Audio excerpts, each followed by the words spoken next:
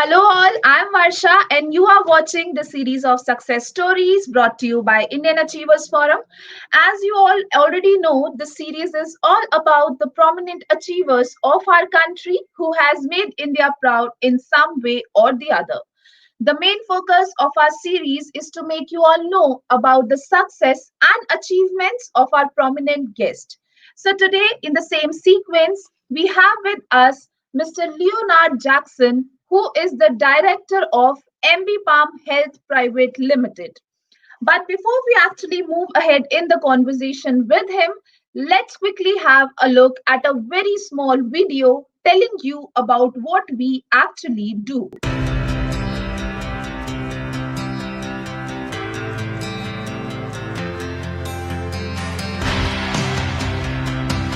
Indian Achievers Forum is driven by a full-fledged advisory board. The board consists of experienced personalities who have excelled in their respective careers. Together, the forum organizes conferences, events, workshops, exhibitions, trade shows, and B2B initiatives in India as well as abroad. Where there is passion, there is achievement. And where there is achievement, there is Indian Achievers Forum.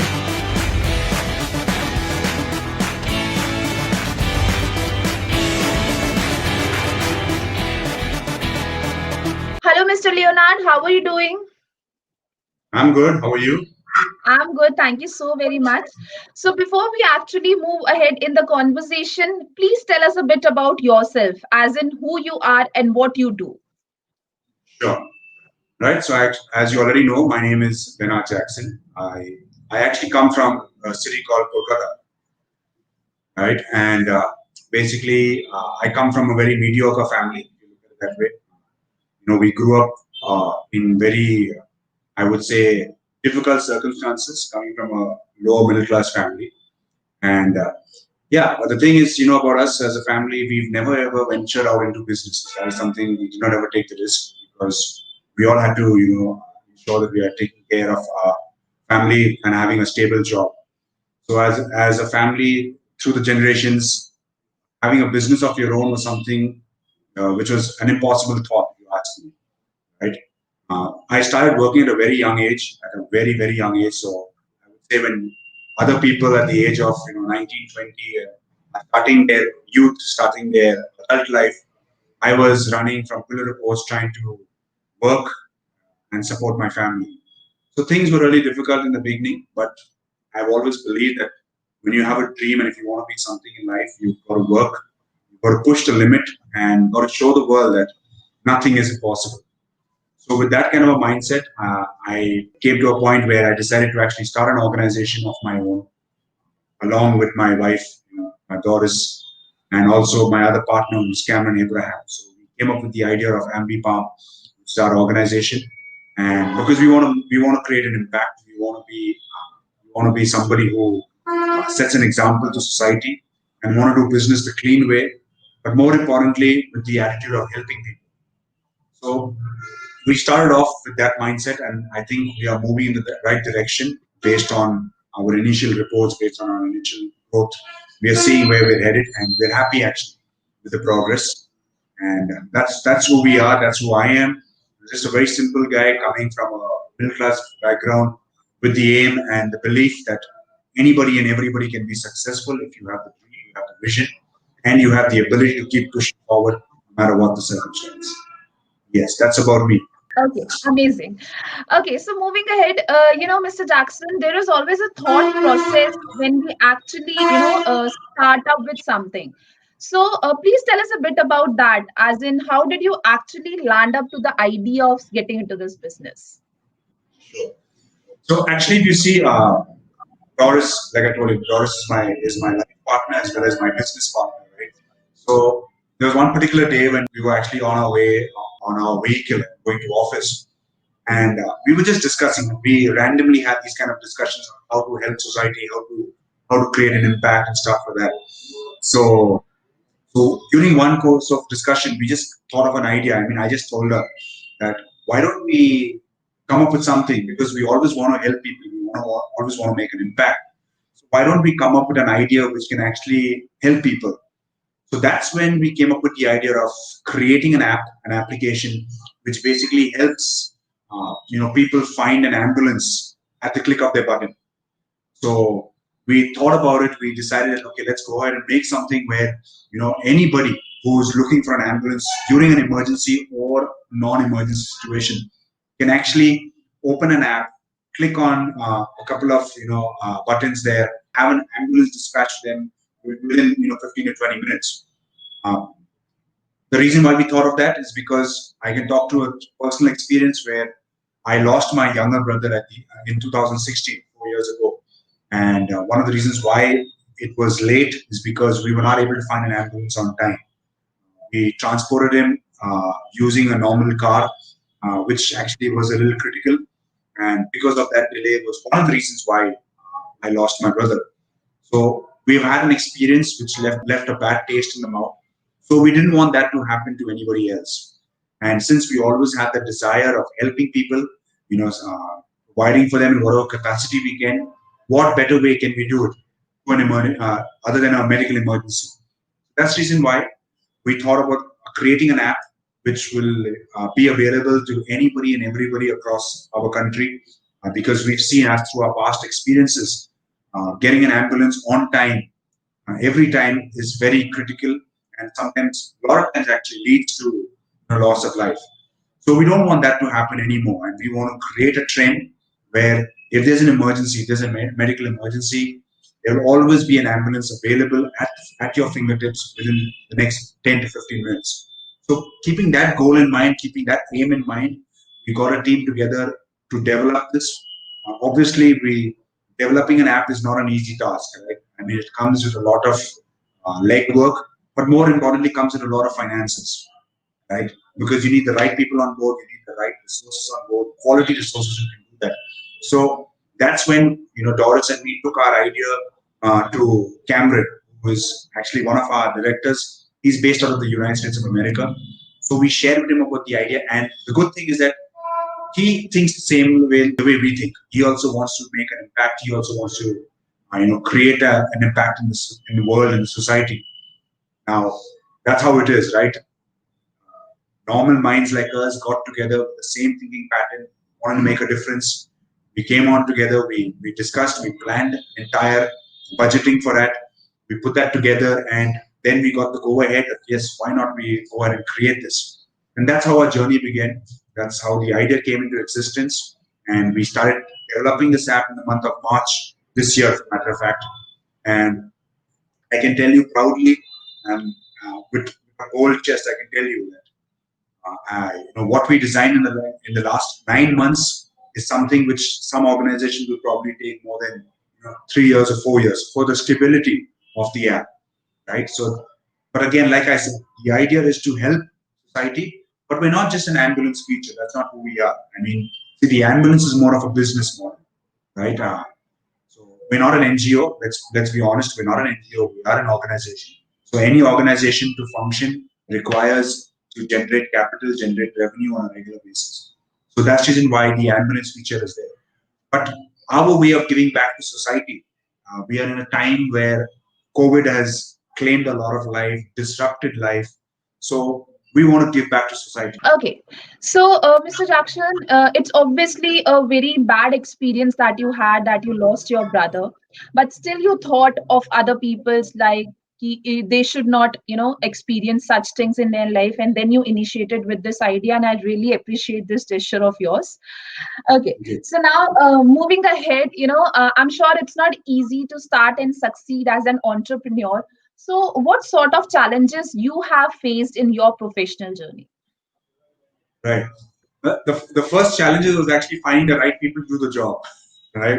Correct. See, resources are easily available, but finding the right resources who has the same thinking pattern, the same ideas, the same ideology, right? That's where the challenge was initially, obviously. So we had to find somebody who not only was a project head who just wanted to develop an app, that's it, but we wanted somebody to think the same way we do. So that's when we got our project head on board, and he got his entire team on board to go ahead and develop this. Another major challenge we obviously faced was, like I told you, we come from a middle class background, right? So for any organization to triumph or any organization to build, capital finances is required. And the good thing about us is that we did not approach any external investors. We did not ask anybody else to join hands with us or partner with us for the investment bit, but we did it all ourselves, right? So initially we thought that finances would be a challenge for us, but I can say by the grace of God, we have one of our directors, like I told you, Cameron Abraham, who is from the United States of America, who joined as a partner, not just as a stakeholder, but as one of the directors, who actually went ahead and invested whatever cost is involved to ensure that we are able to develop a world-class app. So, the first was finding the right resources. Second challenge was getting the finances for that. Third other challenge that we faced was obviously uh, getting preparing a world class app. We didn't want to create an app just because we just wanted to make money, or we just wanted to send out the app in the market and see how it goes. We wanted to create an app which actually has an impact. We wanted to create an app which is user friendly, which is most important. So we want anybody and everybody, within the legal age, who is able to use the app, whether it be from the young age or to the oldest person. We want everybody to have easy access, user friendly. So we spent believe it or not, we spent almost just 1.5 months not preparing the app, but just brainstorming on how we can actually create a user friendly app, right? And like I told you, the ambulance feature is something which is a paid service which somebody can use. But because we wanted to give back to the community, we also created a blood donations feature wherein we're asking all our Ambipalm users, those who have the Ambipalm app installed on their phone, we ask them if they want to enlist themselves as a donor. So that anybody who's requiring blood through our Ambipalm app feature, they can actually request for that blood feature and actually get that. And this is an absolutely free feature. We do not charge for these services. So this is our way of giving back to the community. So, like I told you, so that was the third challenge that we faced. Another challenge we also faced is coming into a market which is so vast, so dynamic, and let's be honest, we as Indians, we're still old school thought, right? Where we prefer picking up the phone, dialing, a service provider, getting an ambulance, right?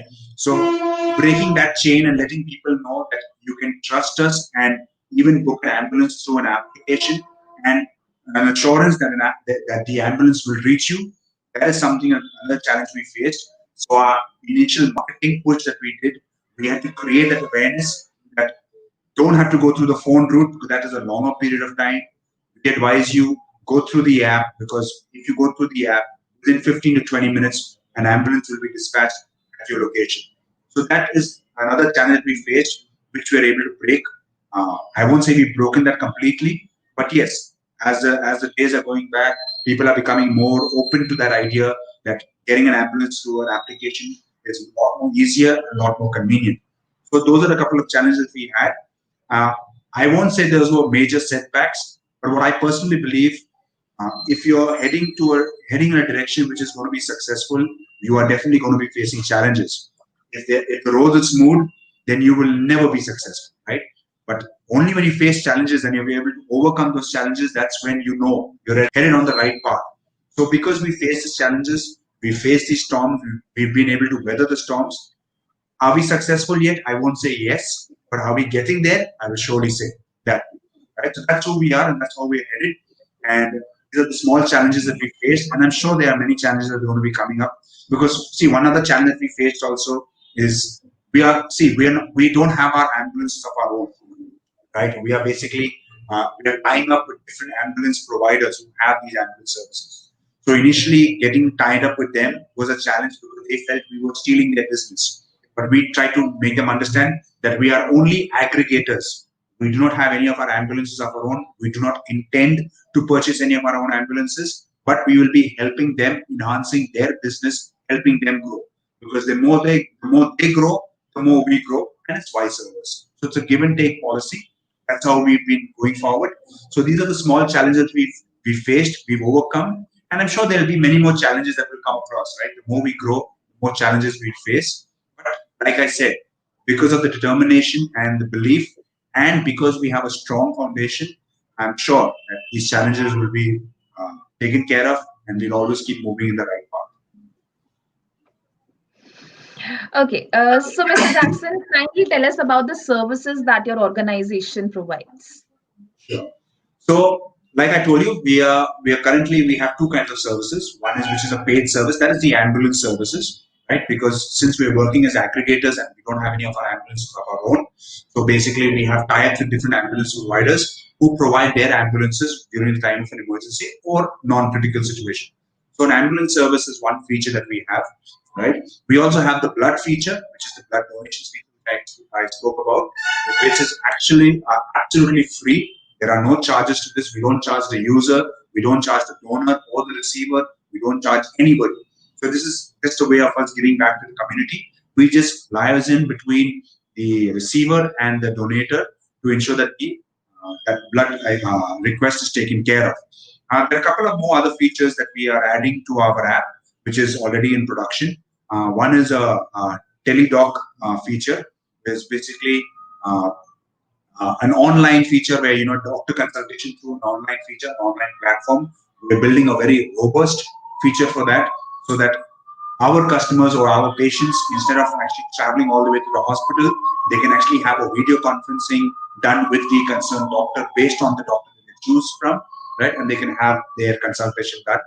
That is one feature we're adding to the app. We're also adding online pharmacy. We're in a world right now where the convenience of getting equipment or getting any kind of services is available online.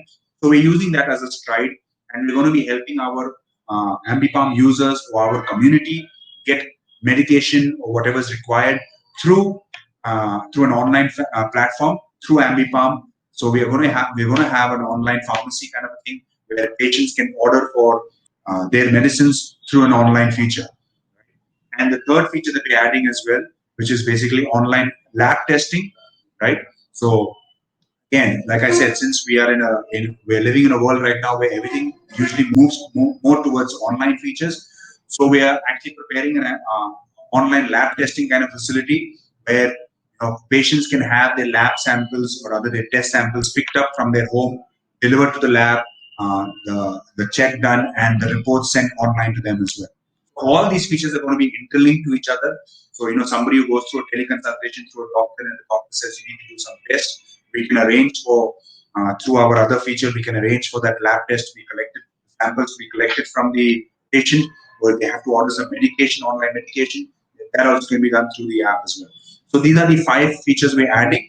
The reason why we're doing that is because we want to become a one-stop shop, for all your medical needs. And as the months go by, this is not the end. There are more features that we'll be adding to it, so that our customers or our user database will know that if they need anything, they just have to open up the Ambipalm app, and everything will be available for them to ensure that they're taken care of. So these are the things that we're adding. This is the service that we're offering currently. Okay, so talking about the future of your organization, how does it look like? I mean, what are your future plans for MB Palm Health Private Limited? So right now, Ambipalm is catering to 2 cities, Bangalore and obviously the head office, Hyderabad. Right. We're also launching probably in the next few days. We're launching in Kolkata. Right. So our expansion plan is actually very big. We plan to touch each and every corner of our country.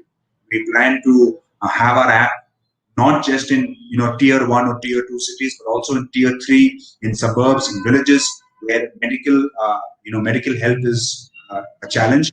We want our app to reach those places as well. So in terms of expansion, we're looking at touching the entire country within the next 1.5 years to 2 years maximum time, right?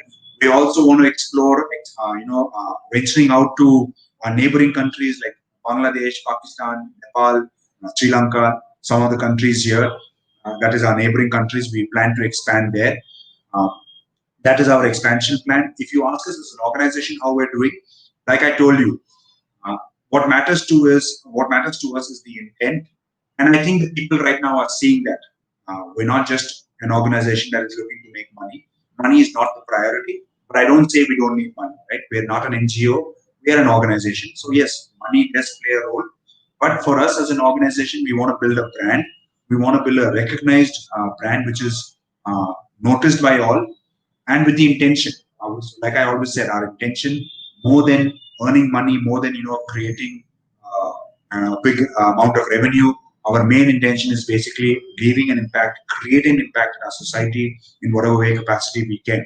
So I think the good thing is that the cities of Bangalore and Hyderabad, whoever we are reaching out to so far through our marketing activities, they've understood what we're doing and they're appreciating what we're doing. Not just our customers, but also our service providers who are our partners. Everybody's understanding the reason why we're doing this. So, if you ask me personally, based on our projections, based on how we are growing, right? I see us moving in a very positive direction, and our target is within the next 1 year, we're looking at least covering 25% of the Indian population having on our app, right? Because that's how we can create an impact, and that's how we can spread. So that's where we're headed. So if you ask me honestly, the growth, the prospect, or the vision of the organization is pretty strong, pretty determined, and it looks like we're heading. I can say positively, we're heading in the right direction. And based on our last few weeks of activities, based on our last few weeks of promotions, we are heading in a positive direction. So yes, that's what we are, and that's where we're headed. Okay, and I wish you all the very best for all these plans of yours.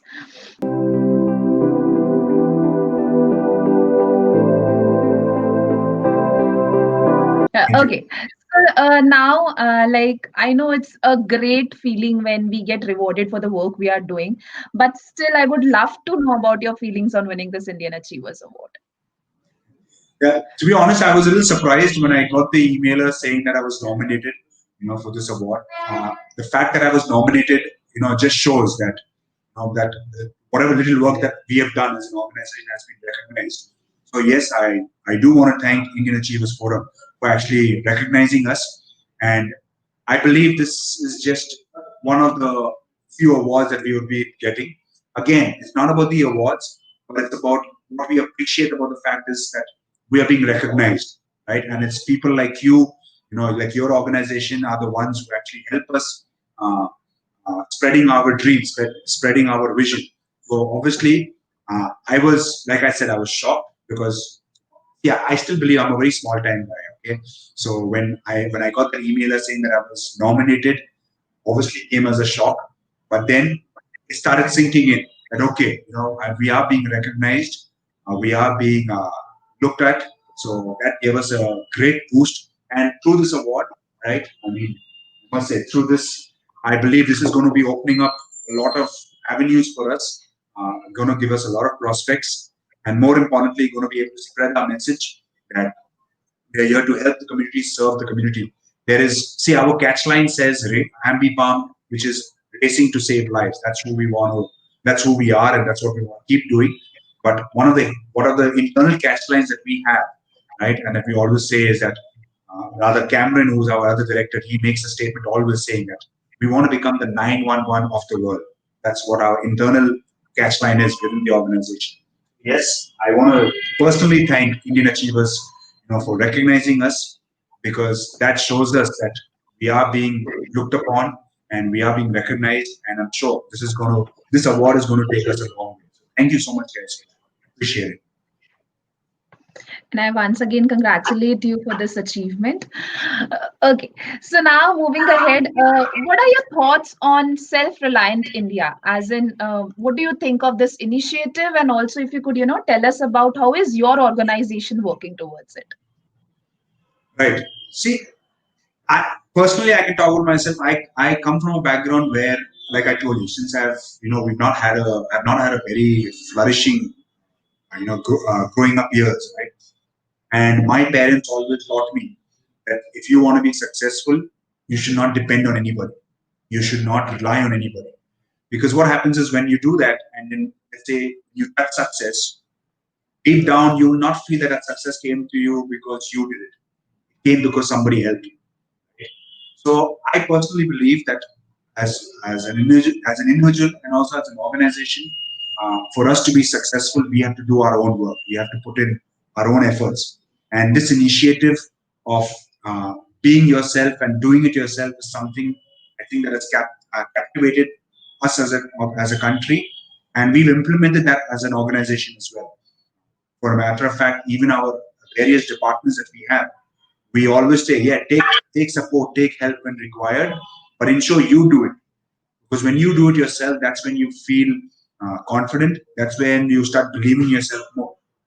So as an organization, we've put it as a practice within ourselves, individually as well as an organization, that whatever we do, whatever task we have at hand, that we would do it ourselves with with a self dependency, not relying on others or not relying on any external features or any external resources to get it done, but our own self. And because of that, right, if you look at it from the onset of the organization, we did not look for external funding.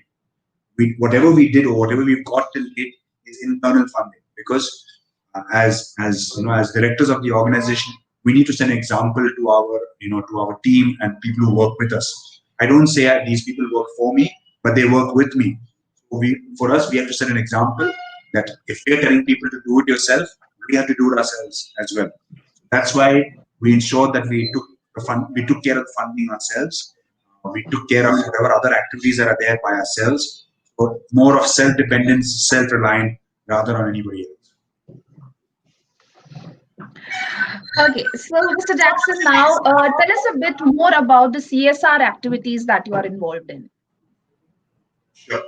So see, we're a pretty new organization, so there's nothing big to brag about in terms of CSR. Right? That is something which we want to get into. In fact, in all our discussions, with senior management, when we have these kind of discussions, we have a lot of goals, we have a lot of aim to help society and to do our part, whether it be nation building or whether it be individual building as well. So we keep discussing and planning about our future prospects and how we want to make an impact. But before we get there, right, that's the reason why when we created the app, initially it was only supposed to be the ambulance feature. But because we want to create an impact, because we want to do our bit in helping society. See, we have a particular catchline that we follow. Again, another catchline, which is my personal catchline. And I always say, making a difference differently. So we want to make a difference, but we want to do that differently. How we want to do that? That's the reason why when we designed the app, we spent a lot of time. See, making a blood feature, like donating blood feature on our app is not an easy task. It requires a lot of time, a lot of resources, right? But we were still ready to invest on that and ensure that we put in whatever funds are required to develop that, because we want to create an impact. So in a way, that's a small scale of CSR activity that we're doing. But yes, as an organization, there are a lot of plans, or there are a lot of activities that we are lining up that we want to do, that will actually, you can call them as a CSR activity, but we call it as more like giving back to society. So there are a lot of things that are there, a lot of plans that are there in the pipeline that we're going to be implementing. As and when we keep growing, the more further we grow, the more of a bigger impact, or the more of contribution we can do to our CSR activities. Okay. So last but not the least, what mantra or message you would like to give to our today's generation, who wish to be a successful entrepreneur someday? Right. Talking through personal experience, I can tell you, when you think of becoming an entrepreneur, you will, out of 50 people, 49 people will tell you don't do it. Right? Because there's a lot of risk involved, there's a lot of challenges involved, and it's not easy. But I can tell you one thing through personal experience, that when you take that step, when you take the leap of faith, and if you have a clean heart and a complete desire, that you want to be successful in what you do, right? Nothing, and I repeat myself, nothing is impossible. I mean, look at my life. Again, I am not successful yet. I don't take myself successful. But look at my life, where I was and today where I am. That is only because when people told me you can't, I said I can, right? And keeping that in mind, keeping that mentality, keeping that attitude in mind, I moved forward, I kept pushing. And I can tell you this, you will face challenges, you will face roadblocks, you will face problems, but there is always light at the end of the tunnel. I have witnessed that myself with my personal life, also with others around me who I know, who are close to me. I can tell you this, not just in a professional, in a professional form, But I can tell you on a personal level as well, that when you desire to be something in life, you are going to get 99% people who will try to pull you down. That's how life is. But you will get that 1% who will encourage you. And more than anybody else, you have to keep believing in yourself. You have to keep uh, pushing yourself to a limit where, so basically come out of your comfort zone. See, if you want to be a successful entrepreneur, relaxing and just doing what everybody else does is not going to make you successful. You've got to come up with something different. And more importantly, when you think of a particular business model, whatever model you think of, just keep one thing in mind. How will this model or how will this feature or whatever be able to help society?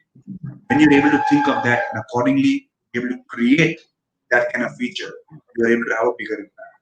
So just remember one thing, nothing is impossible. Everything is possible if you have the willpower and the determination to be successful. Absolutely, Mr. Jackson. Okay, so thank you so very much for being with us today. It was pleasure talking to you, Mr. Jackson. Same here, Vasha. Thank you so much. Thank you very much. Thank you.